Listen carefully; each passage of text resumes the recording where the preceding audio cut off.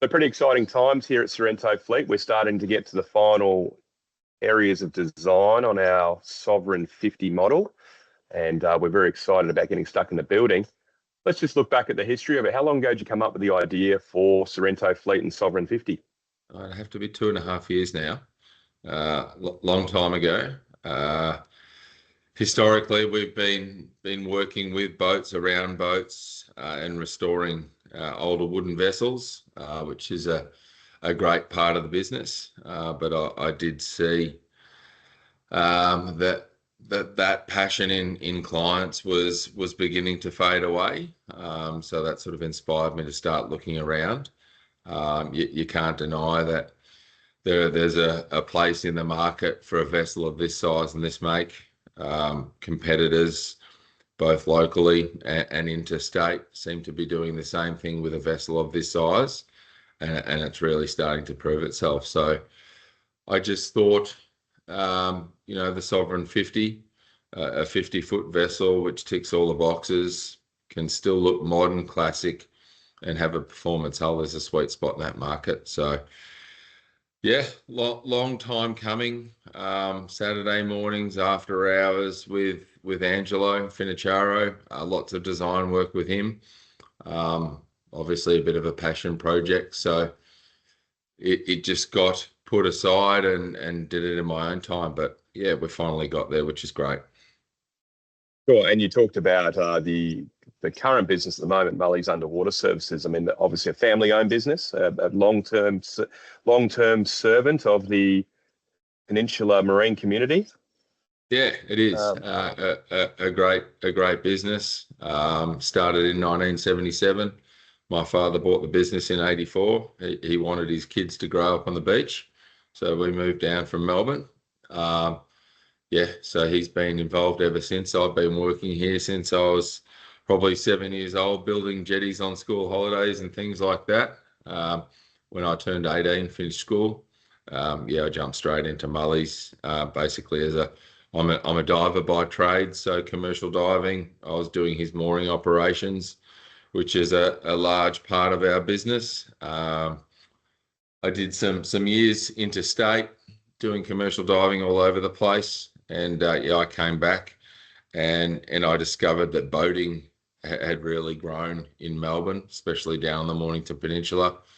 A lot of the Melbourne crowd client base are starting to move down here on a more permanent basis, and it was really pleasing to see that boating had picked up in Melbourne. So since returning back in 2017, I've pushed pretty hard with the boat building side of things. I think it's a great complement to the existing business of Mully's Underwater Services and the mooring component. Chasing boats, big repairs, small repairs, also just the ability to get good staff in, get great workers, shipwrights, good quality labourers that have a passion for boating as well. I think that's what really drives me to come to work today and work with a really good crew, and build something and finish something that we're really pleased of. So yeah, that's even more of the reason why I'd like to venture into the new build side of things. I think it's just such a rewarding project and concept to be a part of, to start something from scratch and finish it and get it on the water for a client. So we've got an existing boat building team in place led by Matt Kelly, and they're a busy team. Do you think we've got the right people in play straight off the bat to be building a product like the Sovereign 50? Yeah, absolutely. Yeah, I think not just Matt Kelly, but we can't ignore his skills and previous experience. He's been with me for almost 12 months now, so I'm extremely lucky to have someone of his knowledge to be working for us. But also, it's the people under him. Everyone all the way from workshop managers, admin staff, and just a quality group of guys. I think I've set myself the goal to create a great culture in the workplace, get good workers drawn into the business. Being on the Mornington Peninsula creates great difficulties getting workers down to this end. Obviously, getting in your car and having to work from all around Melbourne, southeast of Melbourne, is very difficult. But yeah, I think we've finally got our business to a point where we've got a fantastic united group. All got different strengths. We've got 3 carpenters, qualified carpenters there. Obviously, they work well with all of the composites, even foams. So great strong point. Really happy with where we're at. Yeah, nice. So you spent most of your life in and around the water. You've got a fairly strong, I guess, conviction about the environmental side of things and keeping these things as green as possible. So as green as possible, sorry. So we've obviously been looking for different ways of incorporating environmental considerations into the build of this boat. Yeah, that's right. I think we've had time. We've had time up our sleeve in the design stage of this to learn about new products, as well as learn from other boat manufacturers on what they're currently doing, understand where we can be better, where we can improve, and definitely where we can be green. Lots of walks around with Ange, with boat building companies, hearing different ideas, even rowing companies who are building light rowing oars, things like that. Just getting a really good understanding of what was out there. I don't think that if I wasn't going down this venture of Sorrento Fleet, that I would have got the understanding for the products that are on the market. It's the people that you work with that expose you to those products. So yeah, and green is building a green boat as best as very possible is a massive consideration. I think obviously it's the way our world is going, and we need to be seen as a company that wants to adopt that and be a part of a green future. So not only being green doesn't create any limitations with the vessel. It's still producing great product, great quality product, lightweight, emission free, those sorts of things. And I think to walk away and build something like that, you can hold your head up pretty high, knowing that you've given it a great shot to give it a green product and finish. Sure. And anyone who's seen the product will agree that it's looking fantastic. And there are still some small details that we're working on, and you will be all the way through the first build. But it's a fairly congested little marketplace, I guess, and a fairly congested market niche in the modern classic powerboat market. What do you think the point of difference is? Obviously, we've got some incredible interior design going on the boat, which probably sets us apart from our competition.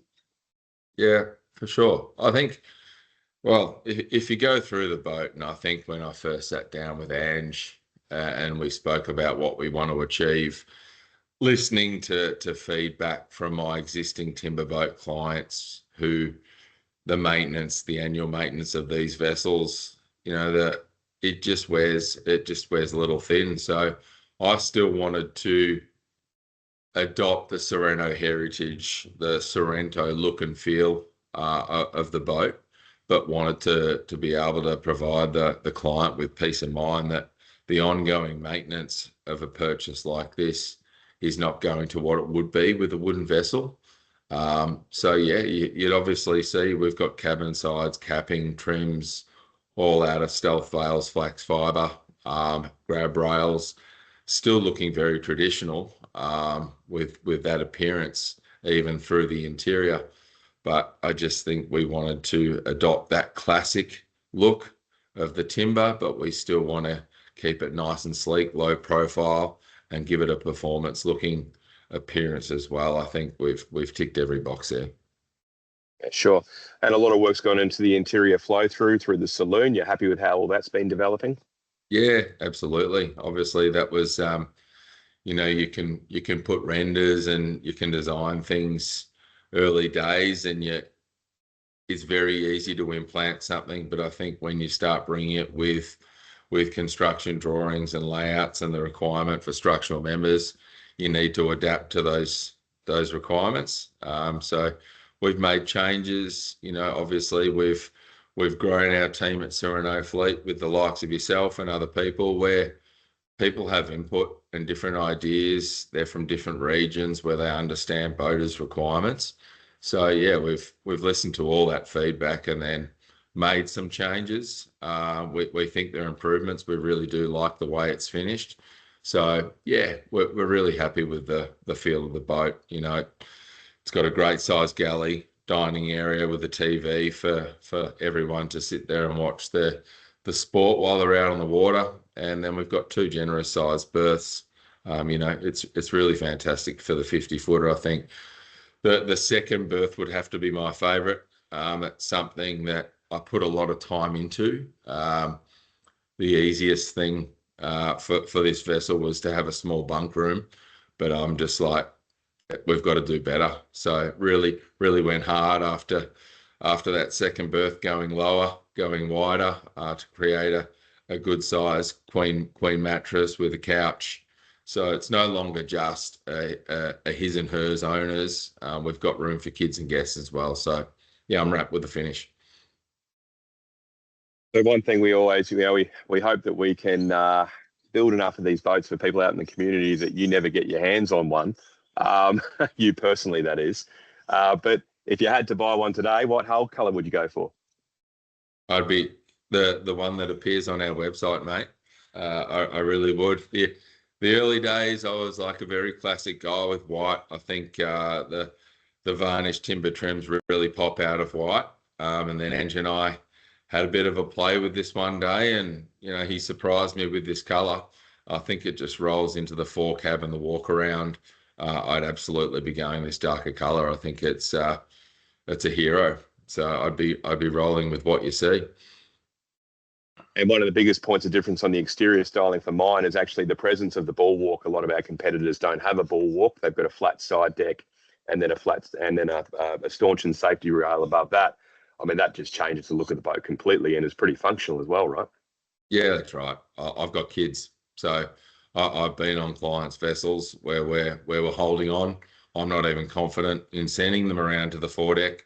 You know, it's just not quite possible. So, you know, a big thing for me with this vessel was to have the ability to walk around safely, have your kids in front of you, get out there. You know, we've got a great entertaining area out on that foredeck, so I really wanted to maximise that.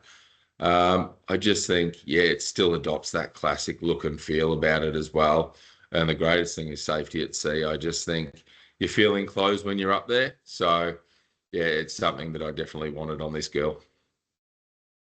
And we've been very lucky to be partnered up with some of the best brands in the industry. You talked about Stealth Whales earlier. We'll talk about that more in detail in future interviews. But obviously, Volvo IPS as standard. We've got Garmin, we've got Dometic doing a lot of the HVAC and toilet systems. It's pretty incredible that those brands are really getting involved as well. Oh, absolutely. They've been absolutely fantastic. Warming to the project and warming to our business, making great effort to get involved and showing the support. Yeah, little old Mully's Underwater Services probably would never have got to know these companies, but you know, getting up to Sanctuary Cove Boat Show, those sorts of things, getting out of my comfort zone and introducing myself and trying to show them that I'm serious in building a boat, not just another boat builder with great hopes and dreams. I really wanted to put some time into meeting the people, especially in Queensland in May, to say, you know, this is happening, and I'd love for your products to be a part of the business. Yeah, that went with homework as well. You know, we just didn't do the walk around. We'd already understood what products we wanted in the boat, so I beeline straight to them. So, yeah, wrapped with the team of suppliers that we've got on board, Garmin, Dometic, yeah, Volvo, Penta especially. I think it's just going to be good for the boat to have them involved. Yeah, fantastic. All right, Heath. Well, thanks for the time today, mate. Everyone stay tuned to sorrentofleet.com.au. Stay tuned to our socials. Please like, subscribe, follow what we're doing. There's plenty more content coming. We'll keep you up to date with the latest, and we'll see you all on the next time we talk.